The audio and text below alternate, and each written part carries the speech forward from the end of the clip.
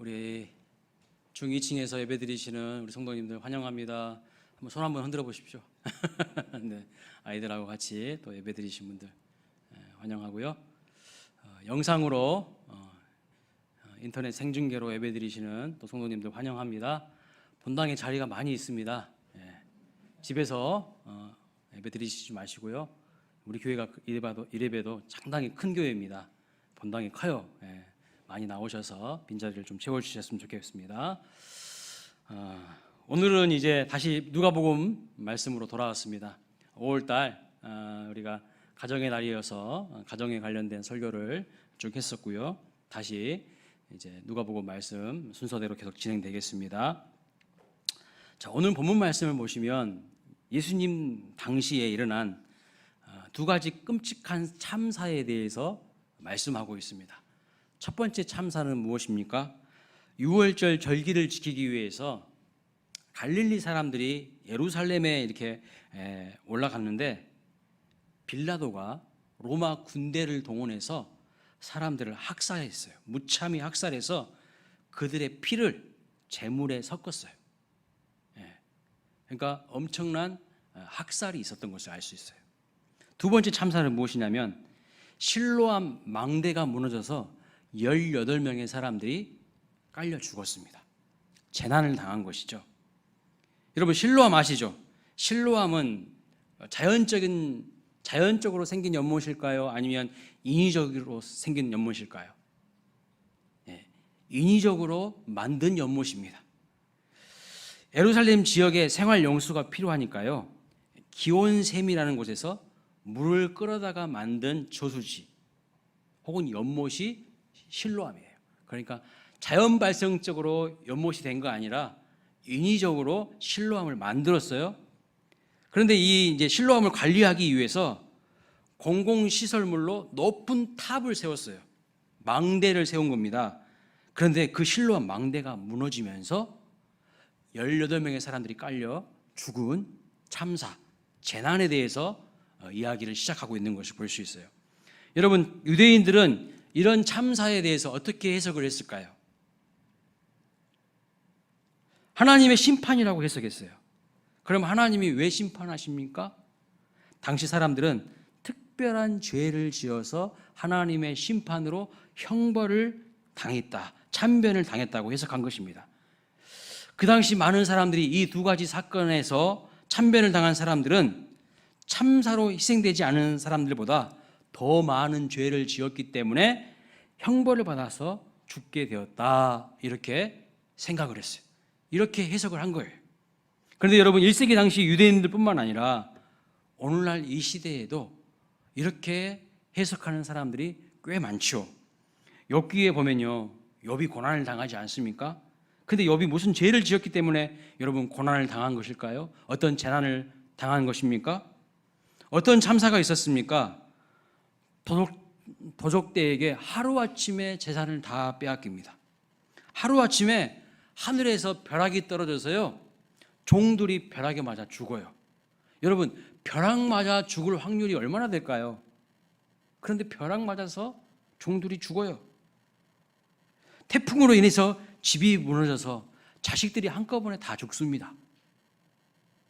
그리고 자신의 몸에 악한 독한 종기가 생겨서요, 기와장을 가지고, 기와 조각을 가지고 몸을 득득득 긁어야 되는, 그렇지 않냐면 너무 고통스러워하는 그런 심각한 질병에 걸립니다. 어마어마한 참사 아니겠습니까? 그런 재난을 당했다는 소식을 욥의 친구들이 듣고 욥에게 찾아와요. 그래서 뭐라고 합니까? 네가 무슨 죄를 지었냐고, 너 특별하게 하나님 앞에서 무슨 큰 죄를 지었냐, 이렇게 이야기를 합니다. 네가 무슨 죄를 지었으니까 이런 참사가, 이런 재난이 너에게 임한 거니까 빨리 회개해라. 이런 인식이 유대인들에게 강하게 자리 잡고 있었던 것이죠. 재난과 참사를 당해서 고통당하고 심지어 목숨을 잃는 사람들을 보면서 죄 지어서 그래, 하나님이 진노하신 거야, 이런 생각 우리도 할 때 있지 않습니까? 여러분도 그런 생각 할 때 있으시죠? 어떤 사람이 뭔가를 하는데요, 자꾸 잘 안 돼요. 사업이 잘 안 풀려. 하는 일들마다 잘 안 돼. 그러면 사람들이 은연중에 어떤 생각이 있는 줄 아세요? 그 사람 무슨 죄를 지었나? 하나님 앞에서 해결하지 못한 죄가 있나? 무슨 죄가 있길래 저렇게 안 풀릴까? 이런 생각을 은연중에 한다는 것이죠. 여러분, 만약 이런 사람을 향한, 이런 참사를 당한 어떤 사람들을 보면서 그들이 하나님 앞에서 큰 죄를 범했기 때문에 그런 참사를 당했다는 이해를 갖게 되면, 그런 참사를 당하지 않는 사람들은 그러면 어떻게 되는 것이죠? 그런 참사를 당하지 않는 자신은 어떻게 생각할까요? 나는 저 사람보다 더 나아. 저 사람들은 죄 때문에 참사를 당했으라고 해석하게 되면, 참사를 당하지 않는 멀쩡하게 살아가고 있는 사람들, 그 사람은 뭡니까? 자기는 죄 없다고 생각하는 거예요. 나는 죄 지어서 참사당한 저 사람보다는 더 의로워, 더 나아, 이런 생각을 하게 된다는 겁니다. 대부분의 그 당시 사람들이 이렇게 생각을 하고 있었어요. 이 두 가지 재난과 참사를 겪으면서, 저것은 죄를 지어서 하나님의 진노를 사서 형벌을 받아서 지금 심판을 당하고 있는 거야. 많은 유대인들이 그렇게 해석을 한 거예요. 그래서 예수님이 뭐라고 말씀하실까요? 그래, 그거 맞아. 예수님이 그러셨을까요? 오늘 본문 2절 3절 말씀 보십시오. 다시 읽어보겠습니다. 시작. 대답하여 이르시되 너희는 이 갈릴리 사람들이 이같이 해를 받음으로 다른 모든 갈릴리 사람보다 죄가 더 있는 줄 아느냐? 너희에게 이르노니 아니라. 너희도 만일 회개하지 아니하면 다 이와 같이 망하리라. 참사를 당한 사람들이 다른 사람들보다 죄가 더 있는 것이 아니라고 주님은 분명히 말씀하고 있어요. 그리고 실로암 망대 사고도요, 동일한 내용을 말씀하시는데 4절 5절 말씀 또 읽어보겠습니다. 시작.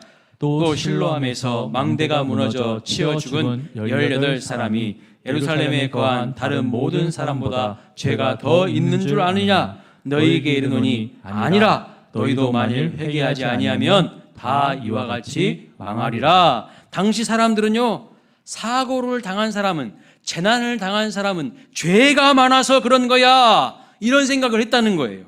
그럼 사고를 당하지 않는 자신들은 상대적으로 사고 당한 사람들보다 더 의롭다고 생각을 했어요. 근데 예수님은 아니다라는 거예요. 너도 똑같아. 그게 주님의 말씀이에요. 그렇게 해석하는 것 아주 잘못된 거야 라고 주님이 말씀하고 있어요. 너희도 만일 회개하지 아니하면 이와 같이 망할 것이라고 주님이 경고하고 있는 것입니다. 예수님은 지금 너희도 회개하지 아니하면이라고 말씀하십니다. 무슨 뜻입니까?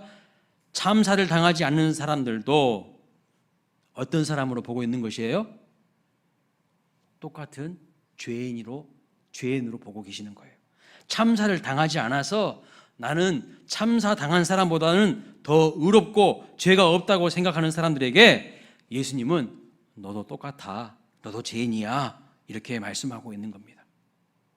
그래서 아이고 안 됐네, 무슨 죄가 있길래 저렇게 참변을 당했을까, 이렇게 반응해서는 안 된다는 것이 주님의 말씀이에요. 그런 참사를 보면서 나도 죄인이니까 나도 그런 참사를 당할 수 있다는 사실을 깨닫고 빨리 뭐 하라는 겁니까? 회개하라는 거예요. 튀르키예에서 지진이 일어나서 어마어마한 사람들이 하루아침에 목숨을 잃었습니다.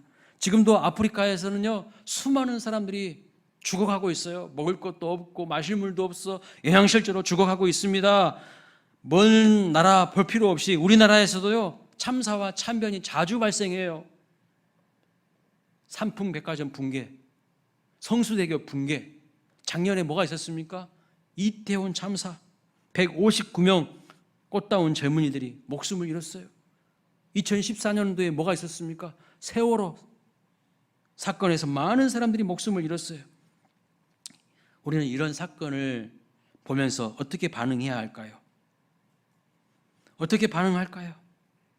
분명한 건요, 저 사람들이 죄가 많아서 그런 거야, 저렇게 된 거야, 이런 반응은 주님께서 분명히 잘못된 것이라고 말씀하고 있어요. 죄 많아서 참변 당한 거고 죄 많아서 참사 당한 거야. 무슨 죄를 도대체 많이 지었길래 저렇게 재난을 당했을까라고 생각하는 그런 유대인들을 향해서 그건 아니다라고 주님께서 일단 말씀하고 있는 것을 볼 수 있어요. 따라서 우리도 그런 사건, 사고 때문에 아픔을 겪고 있는 누군가를 볼 때에 어떻게 반응해야 될까요? 무슨 죄를 얼마나 심각하게 지어서 그럴까? 이런 말을 절대 해서는 안 된다는 겁니다. 너무 우리는 쉽게 이야기해버려요. 너무 쉽게 판단해버려요. 우리가 누군가 불행한 일을 겪을 때에 그 사람 죄 지어서 심판받은 것, 이렇게 함부로 이야기해서는 안 된다는 것입니다. 다른 사람의 고통에 대해서 함부로 이야기하지 않으시기를 주님의 이름으로 부탁드립니다. 만약 그렇다면, 그렇게 반응한다면 문제는 뭡니까? 그 참변을 안 당한 나는 뭐예요? 나는 죄 없다는 거죠. 저 사람들이 죄 많이 지어서 참변을 당했다면 그런 사람을 보고 비난하고 정죄하는 나는 뭐예요? 나는 죄 없다 이거잖아요. 최소한 그런 재난과 어려움 당한 사람들보다는 나는 깨끗하다고 생각하죠. 이게 잘못된 반응이라고 주님이 말씀하고 있어요. 그럼 어떻게 반응해야 될까요? 그런 재난을 보면서, 그런 참사를 보면서 여러분, 우리가 어떻게 반응해야 될까요? 나도 똑같은 죄인임을 알고 회개하며 살라고 주님이 말씀합니다. 오늘 내가 참사로 죽지 않고 살아있다면 하나님께서 나에게 하루 생명을 연장해 주신 줄 알고 늦기 전에 회개할 수 없는 날이 오기 전에 회개하면서 살라고 주님께서 말씀하시는 거예요. 더욱이 내 생명의 유한함을 알고 생명 주시는 날 하나님이 기뻐하시는 그 일들을 감당하면서 살아가야 한다는 것을 말씀하는 겁니다. 여러분, 이 마음을 가져야 참사 당한 사람들을 진정 위로하고 공감해 줄 수가 있어요. 참사 당한 사람들을 비난하지 않고 정죄하지 않고 그들의 마음과 그들의 슬픔을 위로하며 공감해 줄 수 있는 저와 여러분 되시기를 주님의 이름으로 축복합니다. 그러니까 참사를 당한 사람들을 보면서 비난하고 정죄하는 사람들은요, 은연중에 어떤 인식이 전제되어 있습니까? 나는 그 사람보다는 더 나은 사람이야. 나는 괜찮은 사람이야. 이 마음이 있다는 거예요. 넌 죄 지어서 참사 당한 거야? 나는 죄 안 지어서 참사 안 당하고 있잖아. 주님은 그게 바로 잘못된 생각이라고 말씀하고 있어요. 너도 똑같아. 너도 똑같다는 거예요. 다만 우리가 살아있는 이유가 뭘까요? 기회를 주시는 거예요. 무슨 기회입니까? 빨리 회개하라는 겁니다. 세월을 허비하지 말고 하나님 기뻐하시는 일에 집중하라는 거예요. 허무한 인생, 헛수고하는 인생 되지 않기 위해서 나에게 생명을 주신 그 하나님의 뜻대로 살아가기를 주님이 원하신다는 거예요. 근데 여러분, 이 시점에서 질문이 하나 생깁니다. 그러면 예수님 말씀은 회개하지 않으면 다 저렇게 참사를 당해서 참변을 당해서 죽게 되는가? 빌라도에게 갈릴리 사람들이 학살당한 것처럼, 실로암 망대가 무너져서 깔려 죽은 그 18명의 사람들처럼 회개하지 않으면 이와 같이 망하리라고 하셨는데, 이런 참사나 참변을 당한다는 말씀인가? 그런 질문을 하게 됐던 거죠. 우리가 경험하는 바로는 어떻습니까? 그렇습니까? 그렇지는 않아요. 왜냐하면 여러분이 회개하지 않는다고 해서 다 참사로 사람들이 죽습니까? 회개하지 않는다고 해서 다 참변을 당하던가요? 회개하지 않는 극악무도한 죄인도요, 평안히 죽을 때가 있어요. 평안히 죽을 때가. 아주 오래전에 이 문제로 혼란에 빠진 하나님의 사람이 있었습니다. 그가 누구냐면 시편 73편을 쓴 시인이에요. 어떤 내용이 있는지 보겠습니다. 시편 73편 1절부터 5절 같이 읽습니다. 시작. 하나님이 참으로 이스라엘 중 마음이 정결한 자에게 선을 행하시나 나는 거의 넘어질 뻔하였고 나의 걸음이 미끄러질 뻔하였으니 이는 내가 악인의 형통함을 보고 오만한 자를 질투하였음이로다. 그들은 죽을 때에도 고통이 없고 그 힘이 강건하며 사람들이 당하는 고난이 그들에게는 없고 사람들이 당하는 재앙도 그들에게는 없나니. 아멘. 네. 자, 처음에 뭐라고 시작하고 있습니까? 시인이 시험에 들어서 자기가 미끄러지고 넘어질 뻔했다고 합니다. 왜요? 하나님은 마음이 정결한 자에게 선을 행하시는 분인 줄로 알고 있었는데 오히려 이런 사람들은 세상에서 늘 고난당하고 힘들게 살고 하나님을 욕하고 하나님을 없다고 하는 사람들은 회개하기는커녕 하나님 존재 자체도 안 믿는 악한 이들이 잘 먹고 잘 산다는 거예요. 악인의 형통함을 보았다는 거예요. 그것을 보면서 도대체 하나님 뭐 하시는 분인가? 하나님은 정의로운 분이 과연 맞으신가? 하나님은 선을 귀히 여기시고 악을 벌하시는 분이 맞으시는가? 하나님에 대해서 혼란이 왔다고 고백을 하고 있어요. 이 시인이 볼 때에 악인들은요, 회개하지 않았는데도 참사와 참변을 당해 죽기는커녕 더 잘 산다는 거예요. 더 잘 산다는 거예요. 학살 당하지도 않고 망대가 무너져 죽지도 않고 무슨 자동차 사고를 당해서 엄청난 고난을 당하지도 않는다는 겁니다. 악인들이, 즉 회개하지 않는 사람들이 이와 같이 망할 것이라고 하셨는데 그 말씀이 꼭 참사와 참변으로 죽는 것은 아니다라고 말하고 있는 거죠. 참사와 참변으로 죽을 수도 있지만 그렇지도 않을 수도 있다는 거죠. 반대로 한번 생각해 볼까요? 반대. 회개한 사람, 자신의 인생 전체를 하나님께 헌신한 사람은 그러면 죽을 때 여러분 곱게 죽습니까? 제가 보니까 아닌 것 같아요. 수많은 믿음의 선배들이요, 돌에 맞아 죽었어요. 예수 믿는다는 이유로요, 돌 맞아 죽었다고요. 사람이 돌에 맞아 죽으려면 도대체 돌을 몇 번을 맞아야 될까요? 물론 한 번만에 죽을 수도 있겠지만 수없는 돌팔매를 당해서 그 고통을 다 느끼면서 죽어간 거거든요. 히브리서 말씀 보면 예수님 믿는다는 이유로 사람을요 톱으로 켜서 죽였어요. 생사람을, 살아있는 사람을 톱으로 켜서 죽였어. 가죽을 다 살아있는 채로 벗겨서 죽였어요. 살아있는 사람을 불에 태워서 죽였어. 예수님 믿는다고요. 제가 꾸며낸 이야기가 아니라 교회의 역사에 분명히 그건 사실이에요. 그리고 히브리서 말씀에서 이 말씀을 기록하고 있어요. 여러분, 야고보 사도는요 헤롯의 칼에 맞아가지고 꽃도 못 피우고 젊은 날 죽었습니다. 베드로 사도도 십자가에 달려 죽었고요. 우리가 너무나도 잘 알고 있는 사도 바울도 마지막에는 목이 떨어져가지고 참수형 당해서 죽었어요. 어떤 성도님들은요 아들, 딸 교회 여름 수련회 간다고 해서 그래 가서 변화되고 새로운 삶을 살기를 바란다 이런 마음으로 여름 수련회 보냈는데 자녀가 수련회 가서 물에 빠져 죽었어요. 제가 그런 가정도 알고 있어요.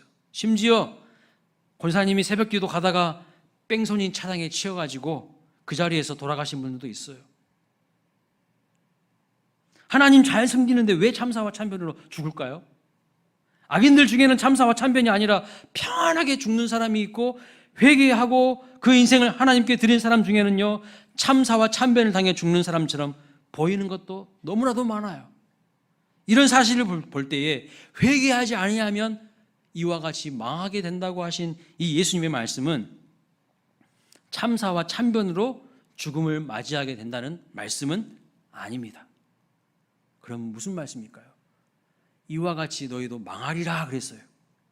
회개하지 아니하면 망하게 된다고 하는 말은 뭘 두고 하시는 말씀일까요? 도대체 무슨 뜻일까요? 요한계시록 20장 12절부터 15절 말씀 같이 한번 읽어보겠습니다. 시작. 또 내가 보니 죽은 자들이 큰 자나 작은 자나 그 보좌 앞에 서 있는데 책들이 펴 있고 또 다른 책이 펴졌으니 곧 생명책이라. 죽은 자들이 자기 행위를 따라 책들에 기록된 대로 심판을 받으니 바다가 그 가운데에서 죽은 자들을 내주고 또 사망과 음부도 그 가운데에서 죽은 자들을 내주며 각 사람이 자기의 행위대로 심판을 받고 사망과 음부도 불못에 던져지니 이것은 둘째 사망 곧 불못이라. 누구든지 생명책에 기록되지 못한 자는 불못에 던져지더라. 여러분, 예수님께서 회개하지 아니하면 망하게 된다고 하는 그 망함이라는 것은요 육신의 죽음을 말하는 게 아니에요. 어차피요 사람은 다 죽어요. 여기 앉아 계신 분들 딱 보니까 한 60년 뒤에는 살아계신 분들이 다 안 계실 것 같은데, 제가 예언합니다. 반드시 여러분 다 죽으실 거예요. 다 죽어. 질병에 걸려서 죽든지 사고로 죽든지 다 죽어요. 예수님께서 말씀하신 이 망하리라 이 말은 육체의 죽음을 말하는 게 아니에요. 그럼 뭘 말하는 것일까요? 둘째 사망을 말하는 거예요. 오늘 본문 요한계시록에 둘째 사망이 있다고 말하잖아요. 죽음은 죄의 결과입니다. 문제는 육체의 죽음 이후에 당하게 되는 그 둘째 사망, 즉 영원한 죽음이 문제라는 거예요. 회개하지 않는 사람들은 어떻게 되는가? 영원한 불못에 들어가서 거기서 영원토록 고통을 당한다는 거예요. 다시는 나올 수가 없어요. 그런데 여러분, 희망이 생겼습니다. 어떤 희망이죠? 오늘 예수님께서 전하신 이 경고의 말씀에도 굿뉴스가 있어요. 복음이 들어 있습니다. 뭐가 복음일까요? 너희도 만일 회개하지 아니하면, 이 말씀이 복음이에요. 이 말씀이 예수님이 하시는 경고처럼 들리기도 하지만 굿뉴스 복음이기도 합니다. 왜요? 회개만 하면 둘째 사망의 죽음에서 누구든지 벗어날 수 있다고 하는 거예요. 2014년 4월 16일에 있었던 사건입니다. 세월호 사건 아시죠? 304명의 사람이, 젊은이들이 죽었어요. 그 중에 예수님 믿는 사람들 많았습니다. 아주 많았어요. 예수님 믿는 사람들. 안산 동산교회 다니는 학생들 많았고요. 안산 제일교회 다니는 학생들 많았어요. 엄청 많았어요. 예수님을 믿은 게 맞다면 그 아이들은 분명 회개를 했을 겁니다.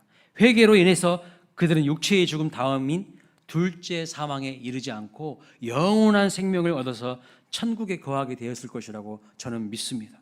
저는 그런 생각을 해요. 만약 우리 자녀 중 누군가가 거기에 있었다면 그 부모는 어떻게 살까요? 그 부모는 어떻게 살까요? 도대체 뭘 먹어야 맛있겠어요? 어떤 일을 해야 즐겁겠습니까? 아마 평생 웃을 날이 없을 것 같아요. 그러나 그럼에도 불구하고 소망을 가질 수 있는 유일한 한 가지 이유가 뭘까요? 내 아이가 회개하고 예수님 믿어서 둘째 사망의 해를 당하지 아니하고 천국 백성 되었다면 나도 회개하고 예수님 잘 믿어서 둘째 사망의 해를 면하고 영원한 생명, 영원한 천국, 영생 복락을 누린다면 언젠가 다시 만날 희망이 있는 것 아니겠습니까? 반대로 평안히 죽었다 하더라도 회개하지 않았다면 그것이 진정 비참한 죽음 아닐까요? 그것이 정말 큰 참사 아닐까요? 예수 없이 살다가 회개하지 않고 세상 일만 하다가 죽는 것, 그것이 진짜 참사예요. 돌이킬 수 없는 참사예요. 영원한 불못에서 고통받고 있는데 다리 뻗고 잘 수가 있겠습니까? 내 가족이, 내 자녀가, 내 남편이 그 영원한 불못에서 빠져서 사는데 다리 편하게 잘 수 있겠습니까? 예수님이 회개하지 아니하면 망하리라, 이 망한다는 말이 바로 둘째 사망을 말하는 거예요. 회개하지 아니하면 망하리라. 여러분 자녀들 중에, 여러분 가족들 중에 둘째 사망에서 망하게 되는 인생 없기를 주님의 이름으로 축복합니다. 우리가 다른 사람들의 죽음을 보면서, 특별히 재난으로 갑작스럽게 찾아온 죽음을 보면서 나에게도 죽음이 갑작스럽게 찾아올 수 있다는 것을 아셔야 됩니다. 그래서 그 사실을 기억하고 준비하라고 말씀하시는 거예요. 뭘 준비해야 합니까? 둘째 사망의 해에서 벗어나 영원한 생명으로 들어갈 준비는 뭡니까? 오늘 예수님께서 계속 강조하시는 것입니다. 그것은 뭐냐면 회개하라는 거예요. 회개. 내가 죄인임을 인정하면서 예수님의 십자가 보혈이 필요하고 이제 죄의 방향에서 돌이켜서 하나님께서 기뻐하시는 삶으로 돌이키는 것, 그것이 바로 회개입니다. 지금 당장 나에게 죽음이 임해도 그 죽음이 참사의 형태이든 질병의 형태이든 아니면 어떤 사고를 당해서든 암에 걸려서든 우리는 할 말이 없는 다 죄인입니다. 그럼에도 불구하고 하나님이 오늘 나에게 생명을 연장시켜 주신 이유가 뭐예요? 또 하루를 살 수 있는 은혜를 주신 것은 지금 저와 여러분에게 회개할 수 있는 기회를 주신 거예요. 베드로후서 3장 9절에 보니까 이렇게 말씀합니다. 주의 약속은 어떤 이들이 더디다고 생각하는 것 같이 더딘 것이 아니라 오직 주께서는 너희를 대하여 오래 참으사 아무도 멸망하지 않고 다 회개하기에 이르기를 원하시느니라. 바로 이것 때문이에요. 이것 때문에 오늘 우리에게 생명을 연장시켜 주시는 거예요. 재난당한 사람들 보면서 저 사람들은 죄를 많이 지었어. 그래서 저렇게 된 거야. 나는 죄 안 지었어. 저 사람보다 훨씬 나아. 나는 그래도. 그렇게 생각하지 말라는 거예요. 잘못된 태도라는 거예요. 재난을 보는 우리의 태도는 인생에 덧없음을 깨달으라는 거예요. 언제 어떻게 죽을지 모른다는 거예요. 그래서 살아있는 이 시간 동안 시간이 짧다는 거, 인생이 정말 아침 안개와 같다는 거, 나그네와 같다는 걸 알고 그 죽음 뒤에는 하나님의 심판이 있다는 것을 알고 지금 살면서 깨어서 살라는 거예요. 회개하면서 하나님 기뻐하시는 일을 하면서 살아야지 헛된 인생으로 살아서는 안 된다는 것을 말씀하고 있습니다. 여러분, 기회는 영원하지 않아요. 날마다 주시는 게 아니에요. 6절 말씀 보십시오. 이에 비유로 말씀하시되 한 사람이 포도원에 무화과 나무를 심은 것이 있더니 그 열매를 구하였으나 얻지 못한지라 그랬어요. 왜 포도원에 무화과 나무를 심었을까요? 포도원은요, 비옥한 땅을 말하는 겁니다. 비옥한 땅에 무화과 나무라고 하는 특별한 나무를 심은 것은 무화과 나무가 열매를 맺은 최상의 조건을 만들어줬다는 뜻이에요. 그럼에도 불구하고요, 3년이 지났는데 아무런 열매가 없어. 주인은 열매 맺지 못하는 이 무화과 나무를 찍어버리라고, 필요 없다고 찍어버리라고 포도원 지기에게 명령합니다. 그러자 여러분, 포도원 지기가 뭐라고 중재하면서 이야기합니까? 주인님, 한 해만 더 참아보시죠. 한 해만 더. 제가 걸음도 줘보고 잘 갖고 보겠습니다. 그렇게 이야기해요. 8절 9절 다시 한번 읽어보겠습니다. 시작. 대답하여 이르되 주인이여, 금년에도 그대로 두소서. 내가 두루 파고 걸음을 줄이니 이후에 만일 열매가 열면 좋거니와 그렇지 않으면 찍어버리소서 하였다 하시니라. 여러분, 포도원 주인은 누구를 상징하는 말씀일까요? 하나님을 상징하는 겁니다. 그러면 열매 맺지 아니하는 무화과 나무는 누굽니까? 예수님이 오셨어도 회개하지 않고 자기 뜻대로 자기 멋대로 살아가는 이스라엘 백성들을 상징하는 것입니다. 예수님이 오셨음에도 불구하고 회개하지 않는 사람들, 하나님의 말씀이 선포됨에도 불구하고 전혀 마음에서 회개할 마음이 없는 사람들을 말하는 거예요. 그러면 심판을 유보하고 금년 1년만 더 기회를 주십시오. 제가 땅도 파보고 걸음도 줘보면서 다시 한번 노력해 보겠습니다. 이 포도원 주기는 누구를 상징하는 겁니까? 예수님이에요. 예수님. 그럼 하나님이 기대하시는 열매는 뭐죠? 이 무화과 나무에게서 기대하시는 열매는 뭡니까? 회개에 합당한 삶이에요. 예수님이 중재하십니다. 금년만 더 기회를 줘보자고. 그래도 열매 맺지 못하면 그때 주님 찍어버리시라고. 말씀을 마치겠습니다. 사랑하는 여러분, 잠깐 우리는 이 땅에 살아가는 거예요. 영원하지 않아요. 지금 젊다고 여러분 시간 많이 남아있는 거 아닙니다. 이 땅에 살면서 나 같은 죄인을 살려주시고 사랑해 주신 하나님의 은혜를 감사하면서 살아가는 저와 여러분 되시기를 바랍니다. 날마다 주님의 뜻을 따라가면서 주님이 기뻐하시는 그 회개의 열매를 맺으시기를 주님의 이름으로 축원합니다. 회개의 열매 맺으려면 어떻게 해야 될까요? 우리의 삶 속에서 회개에 합당한 열매를 맺으려면 어떻게 해야 될까요? 뿌리를요, 하나님께 깊이 뿌리 내리는 거예요. 하나님은요, 꼼수와 요행을 정말 싫어하시는 분이에요.